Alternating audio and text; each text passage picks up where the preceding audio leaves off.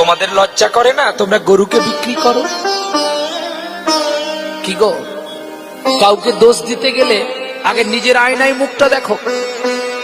বাল্যকাল থেকে গরুটাকে পোষণ করে করে বড় করলে, যার দুধ থেকে তোমার এক কাঠা বাড়ি থেকে 10 তলা বিল্ডিং হয়ে গেল, আজকে বৃদ্ধকালে সেই গরুটাকে বিক্রি করছো আর দোষ দিচ্ছ মুসলমান ভাইকে। তোমরা জানো আমরা একই বৃন্তে দুটি কুসুম, হিন্দু আর মুসলমান।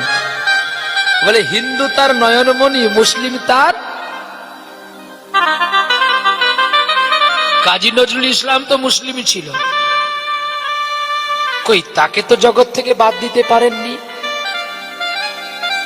ওস্তাদ বিসমিল্লাহ খান সাহেব তো মুসলমান ছিল, কই তার সানাইটা আপনাদের বিয়ে ঘরে বন্ধ করেননি তো। তাতে জাত যায় না।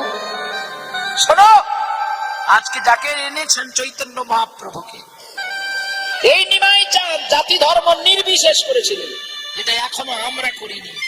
শুধু আমরা কীর্তন শুনি, কে কোন প্যান্ডেলে কত বড় টাকার কীর্তনে আনতে পারবে এটাই কম্পিটিশন।